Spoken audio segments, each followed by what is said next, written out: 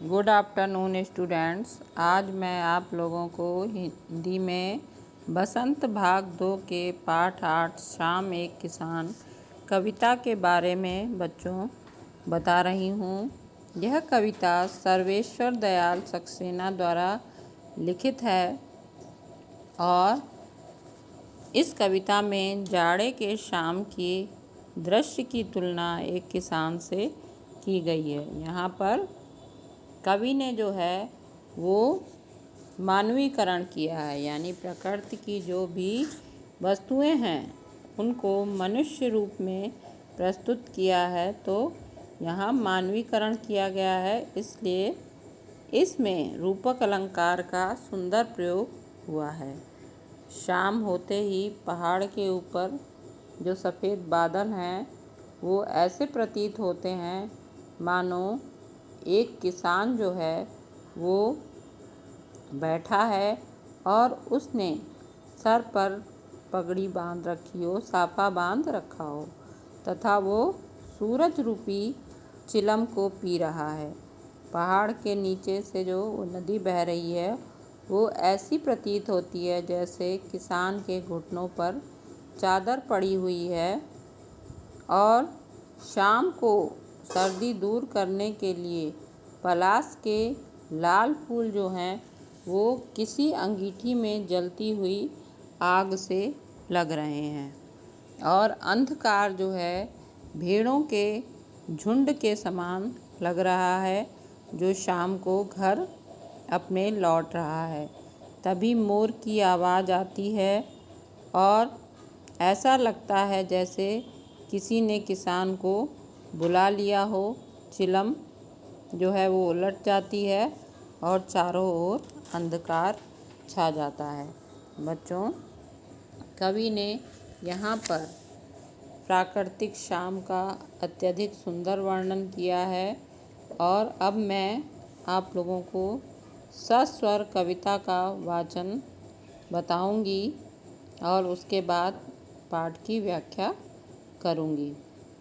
आकाश का साफा बांधकर सूरज की चिलम खींचता बैठा है पहाड़, घुटनों पर पड़ी है नदी चादर सी, पास ही दहक रही है पलाश के जंगल की अंगीठी। अंधकार दूर पूर्व में सिमटा बैठा है भेड़ों के गल्ले सा।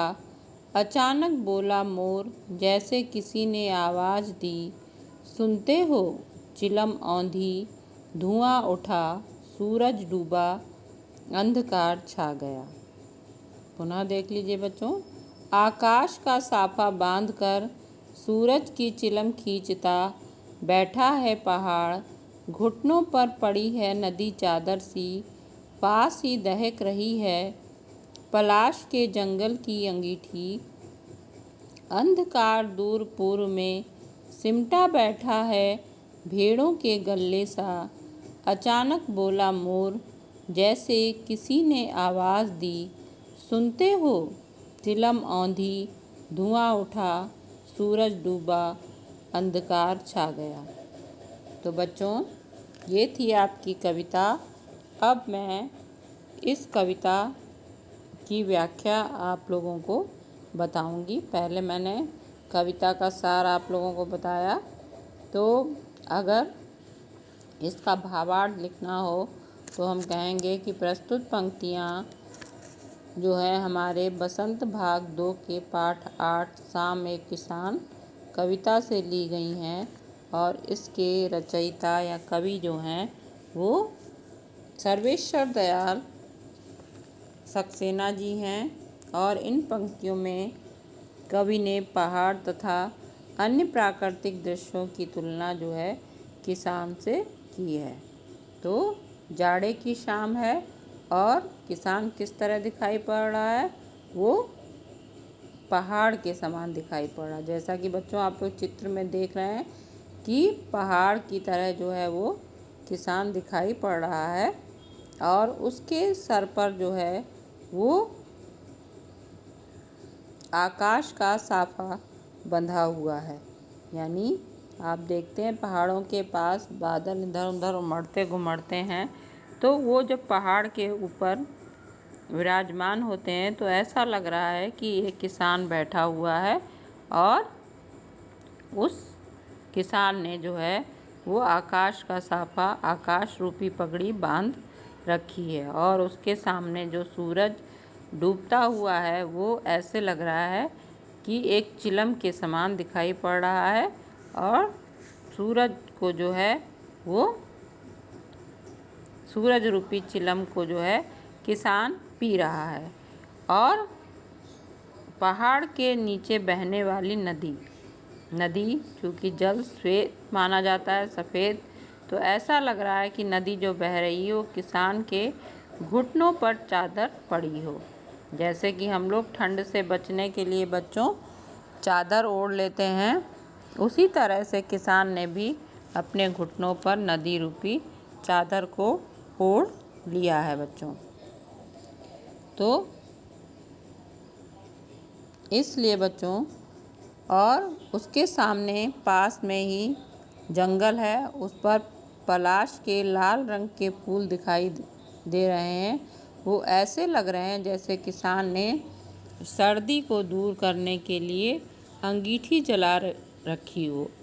और दूर पूर्व में आकाश जो है, अंधकार जो है वो किसी भेड़ों के झुंड के समान दिखाई पड़ रहा है। अक्सर चरवाहे जो होते हैं शाम को भेड़ों और बकरियों के झुंड को लेकर वापस लौटते हैं, तो वो क्योंकि धुंधलापन छा रहा है तो भेड़ों का झुंड जो है वो सभी को जो है वो अंधकार के समान दिखाई पड़ रहा है, क्योंकि अंधकार का रंग भी काला माना गया है और भेड़ें भी जो हैं वो काले रंग की हैं। उसी समय क्या हुआ, अचानक बोला मोर, जैसे किसी ने आवाज़ दी, सुनते हो? चिलम औंधी, धुआं उठा, सूरज डूबा, अंधेरा छा गया। तो बच्चों, जैसे ही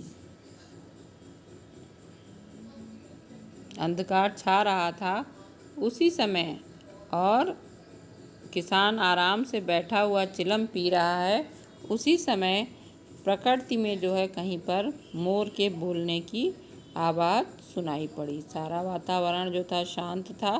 तो यहाँ पर सूरज कैसे डूब गया इस बात का वर्णन किया है। तो अचानक बोला मोर, जैसे मोर की आवाज़ सुनाई पड़ी तो ऐसा लगा जैसे किसान को किसी ने आवाज़ दी हो, आवाज़ देकर बुलाया हो कि सुनते हो। और जैसे ही ये आवाज़ आती है वैसे ही प्राकृतिक जो सारे दृश्य हैं बदलने लगते हैं। क्या होता है, किसान हड़बड़ाकर असावधानीवश उठता है। जैसे ही इस आवाज़ को सुनकर वैसे ही चिलम औंधी हो जाती है, यानी चिलम उलट जाती है। चिलम उलटने का मतलब क्या है, मानो कि जो सूरज है वो डूब गया है और जैसे ही सूरज डूबता है तो अंधेरा छा जाता है। चिलम औंधी, धुआं उठा, चिलम जो है वो उलट कर गिर पड़ी तो क्या हुआ, उससे धुआं उठने लगा। या किसान ने चिलम बुझा दी हो तो भी उससे धुआं उठने लगता है। तो वही तभी चारों ओर अंधेरा छा गया और ऐसा लगा कि मानो किसान जो है उठकर घर चला गया और पुनः वातावरण जो है शांत हो जाता है। अंधेरा छाने पर वातावरण थोड़ा शांत हो जाता है, सभी घर को चले जाते हैं तो बाहर का वातावरण शांत रहता है। तो बच्चों, ये थी आपकी कविता और उसकी व्याख्या। अब इस पाठ के शब्दों के अर्थ हम समझ लेते हैं बच्चों। तो बच्चों, पहला शब्द है साफा। इसका अर्थ है पगड़ी। चिलम, जिसमें तंबाकू रखकर आग भरी जाती है, यानी उसे हुक्का भी कहते हैं एक आम भाषा में। दहकना, जलना। अंधकार, अंधेरा।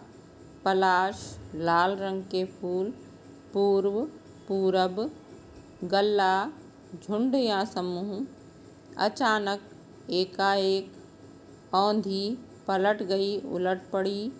सिमटा, इकट्ठा। बच्चों पुनः देख लीजिए। साफा, पगड़ी। चिलम, जिसमें तंबाकू रखकर आग भरी जाती है, यानी हुक्का। दहकना, जलना। अंधकार, अंधेरा। पलाश, लाल रंग के फूल, पूर्व, पूरब, गल्ला, झुंड या समूह, अचानक, एकाएक, औंधी, पलट गई या उलट पड़ी, सिमटा, इकट्ठा। तो बच्चों, ये थे इस पाठ के शब्दों के अर्थ। आपको कविता समझ में आ गई होगी, शब्दों के अर्थ भी समझ में आ गए होंगे। इसे आप अपनी नोटबुक में लिख लेना। कविता भी आप लोगों को नोटबुक में लिखनी है और शब्दों के अर्थ भी बच्चों आपको लिखने हैं। कुछ प्रश्न मैं गृह कार्य के लिए दे रही हूँ। शाम एक किसान कविता के कवि कौन है? जो कि मैंने आप लोगों को कविता समझाते हुए बताया है। कवि द्वारा शाम का चित्रण किस रूप में किया गया है? कविता में अंगीठी किसे बताया गया है और क्यों? अंधकार कहाँ सिमटा बैठा है? किसान किस तरह बैठा है? तो बच्चों, ये 5 प्रश्न हैं, इनके उत्तर आप स्वयं लिखिएगा। और यदि आपको नहीं समझ में आया तो मैं इन प्रश्नों के उत्तर आपको बताऊंगी बच्चों। धन्यवाद।